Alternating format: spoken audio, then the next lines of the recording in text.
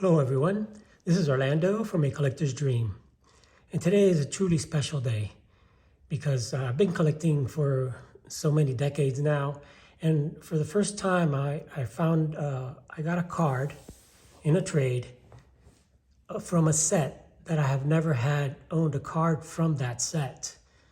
It's been many years since I've known about this set, but I've never owned a card from it, and I made a trade for it. So I'm going to show you what I got, before that, I truly want to thank. I'll go ahead and got a couple of cards that I picked up in the trade. That's the big one, but I'm not going to show you what that is yet. But I will tell you that I would just want to thank one of my subscribers that watches my videos.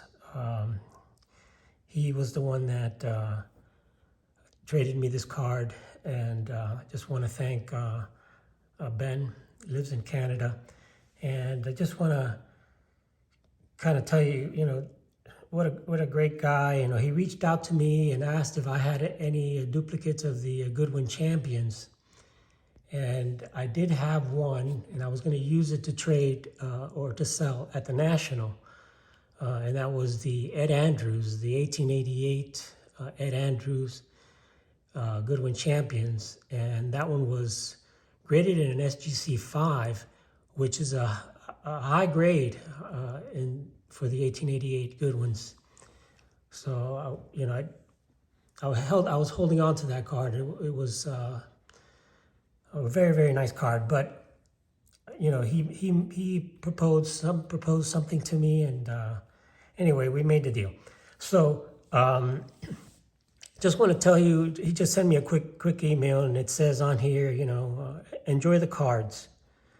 I'm not going to tell you what the card is, but it said to make a video. He says this set doesn't get enough love in the hobby, in my opinion. He's been collecting them now for a long, long time, and it's the only baseball set to be released between 1895 and 1903, which resulted in a plethora of Hall of Fame rookie cards and a number of aging 19th century stars like Delahanty and Hanlon. All are extremely low pop. So that's what he tells me about this set. So before I get into that set, and the card that I got, I want to show you the other card we got in trade. So I traded 2 cards for my 8 Ed Andrews in a 5. And Ed Andrews in a 5, just you don't know too much about the Goodwin Champions. There was only, I think, PSA had graded, I think, only 5 cards higher than a 5 grade. So, he got a good card, and I got a couple of good cards from him. And the first one I got was this Bill Dickey. And this is a 1933 Gaudi Bill Dickey. Playing days, Bill Dickey, and this is a nice card. And Bill Dickey was an incredible player. He was a 11-time All-Star. He 8-time World Series champ, in the Hall of Fame. He had a lifetime batting average. Let me just get up there and talk a little bit more about Bill Dickey. He had a lifetime batting average of .313 and a WAR of 56.4, it says on here. So one of the things with Bill Dickey is that he was one of the ones that coached Yogi Berra and taught Yogi Berra really how to be a catcher. And, he's really one of the top catchers in Yankee history. And I'll read you what Bob Feller said about him. Bill Dickey is the best catcher I ever saw. He was as good as anyone behind the plate and better with the bat. There are others that I'd include right behind Dickey, but he was the best all-around catcher of them all. I believe I could have won 35 games if Bill Dickey was my catcher. That was Bob Feller. And he made his debut in 1928. So he did play with Babe Ruth and Lou Gehrig. And, it's one of the stories here that I was reading is that the manager, Miller Huggins, he came up. Let me get it out of this sleeve so you can get a best look. The manager, Miller Huggins, said to him, you know, because in the beginning he wasn't hitting very well, and he said, we pay one player here for hitting home runs, and that's Babe Ruth. So choke up and drill the ball. That way you'll be around here longer. So he took his advice and started driving the ball all over the field, and he became a force in the Bronx Bombers lineup. He was an 11-time All-Star and a 7-time World Series champ. So here's the back of the Bill Dickey card. It says, one of the tallest catchers in the American League, has a great arm, can field with the best of them, and hits the ball hard. Batted .310 last year. And that's the 33 Gowdy, made by the Indian Gum Company, Big League Chewing Gum. And you know, it says his defense, arm, and game calling ability were spectacular too. Yankee hurler Charlie Davis recalled, I was lucky to work with Hall of Famer catcher Bill Dickey, who was always one pitch ahead of the batters. He not only called a great game, but had the best arm I've ever seen. So, you know, he was a great defensive catcher. And another it says, on the field, Dickey was all business, but off the field, he was mild-mannered and well-liked by all. As his career wound down, he mentored young Yankee backstops Yogi Berra. And Yogi said, I owe everything I did in baseball to Bill Dickey. He was a great man. Another great Yankee great, Elston Howard, recalled, you've got to have Bill work with you to understand how much he can help you. The year I came to the Yankees from Toronto, I wasn't as good as a lot of semi-pro catchers. Bill took me over and talked to me. Then he worked with me, and we'd go off to the corner and practice. Without Bill, I'm nobody at all. He made me a catcher. That's Elston Howard, and that's Yogi Berra. So Bill Dickey, one of the best catchers in the history of baseball. There he is. So now we're going to get to the card that I really wanted, and the card that I've been looking to get. Let me get a sip of water here. So I can show you this card. I'm gonna go ahead and take it out of the holder.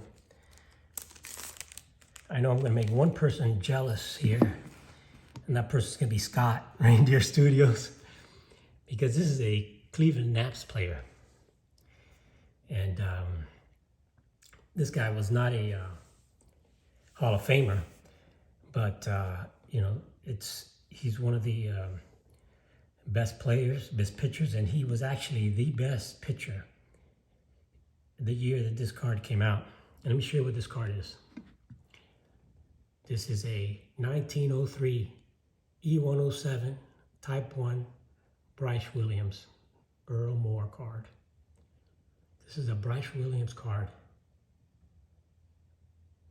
These cards are extremely rare. This set is extremely rare.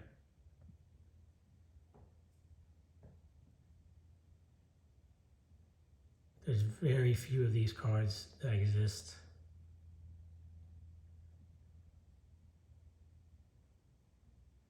It's a very, very tough card to find.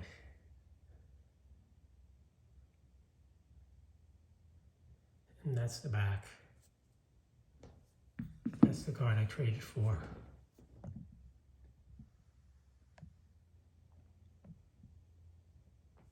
Get this thing working properly.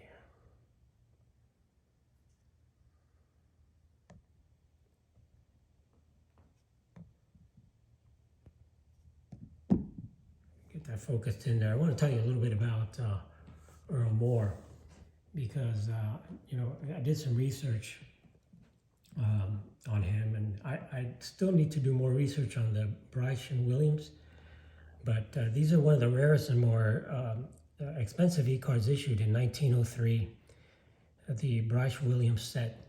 The release is one of the earliest known candy cards as they really didn't become really popular until later in the decade. They're black and white images, but as you can see, the pictures are awesome. You get a great picture of the players, and some of these pictures were also used for the T206 set.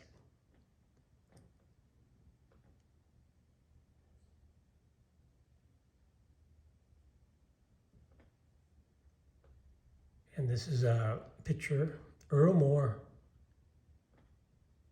from the Cleveland Naps. And Earl Moore, take a look at that card. This card is just a beautiful card. You know, it's got a tiny little bit of paper loss there and creases. I mean, it's a 2, but for this card, for this set, these are impossible to find in any condition whatsoever. So, you know, I'll tell you a little bit about Earl Moore. He's from Ohio, born in Pickerington, Ohio, and he played most of his career with Cleveland. And then he went on to go with the Philadelphia and a couple other teams, and the Yankees also. But in 1903, the year this card came out, Earl Moore had a record of 20-8 with a 1.74 ERA, the lowest ERA in the league. You know, they didn't have the Cy Young Award because it was before Cy Young. But, you know, 1.74 ERA, 20 game winner. You know, he was great. He ended up his career with almost a 27 WAR and 163 wins with an ERA of 2.78. So he was a good pitcher, and he ended up actually, you know, he was. I'll go through his whole year. In 1901, he started. He won 16 games. He won 17 in 1902. He won 20 in 1903. Then 12 games. Then 15 games. And then he kind of struggled, and he was traded to Toronto and to Cleveland and New York. So from a few years, he mainly pitched. Looks like he was doing saves. He only won a few games there. But in 1909, in Philadelphia, he went to Philadelphia. And there he won 18 games, 22 games, 15 games, and always with a low ERA. You know, he ended up with a lifetime ERA of 2.78. So he was a really great pitcher back in those days. And, you know, he was kind of the pitcher that you don't see too often now. He was a sidearmer. He threw sidearm in those days. And his nickname was Crossfire. So it says Moore's sidearm throwing style earned him the nickname Crossfire. So it's Earl Crossfire Moore. So I want to know about nicknames from the Cleveland Naps. I'll give you a great look at that card. You know, you don't see these cards very often. 1903. This was before the T206. And, you know, they have pictures, and like I said, some of them, like the Eddie Plank, the picture used on the Eddie Plank was the one used in T206, and some other players. And these E107, there's 2 different types. This is the type 1. The type 2, I don't know the exact difference, but it's something to do with the wording, the type, or how it's written on the bottom to make the difference between type 1 and type 2. So I'm still learning about these cards, you know, because they're just so rare. I think PSA has only graded about 4 or 5 of these Earl Moore cards. And then the backs, this one has a little staining in the back, but there's 3 versions of the back. One has the blank back like that. And I'm going to show you the 3 versions here real quick on my iPad. One has the The blank back, which is the one I have, one has one of 150 prominent players. Let me show you here. These are the backs, 3 different backs. The blank back, one has one of 150 prominent baseball players. And the one in the middle is the rarest one. And that says one of 150 prominent players, but it has the stamp that says the Bryce H. Williams Company. So there's very few of those that exist with the stamp. Most of them you'll find with the back, and I think the blank back is the second rarest. So I'm still doing some more research on these cards and learning about them, but this is my first card from the E107 set, and it's the Earl Moore. Great picture from the Cleveland Naps. PSA has graded just slightly over 200 of these cards, and there's only 150 in the set. And the set is just an incredible set. You know, the person that I traded with, you know, he just had, you know, some of the stars, the Adios, you know,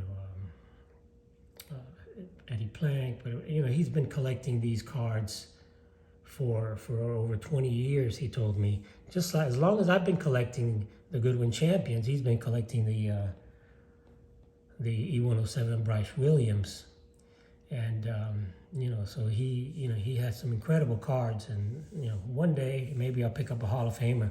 And just some of the Hall of Famers in there, you know, it's I'll give you a list here: Jake Beckley, Chief Bender, Frank Chance, Jack Chesbrough, Freddie Clark, Jimmy Collins, Ed Delahanty, Elmer Flick, Kid Gleason, Addie Joss, Willie Keeler, Joe Kelly, Nabla Joy. There's a Christy Mathewson in there, which I think is his rookie card. Joe McGinnity, John McGraw, Eddie Plank, Rube Waddell. And some of the rarest ones are the Honus Wagner. There is a Honus Wagner in this, which is rarer than the T206 Honus Wagner. And there's a Cy Young rookie card in this set also.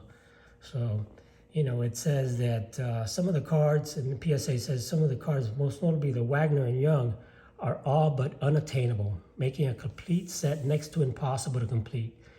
It's considered the first major set of the 20th century. The E107s featured a unique mix of veteran late 19th century players and those athletes who were just starting out at the turn of the 20th century.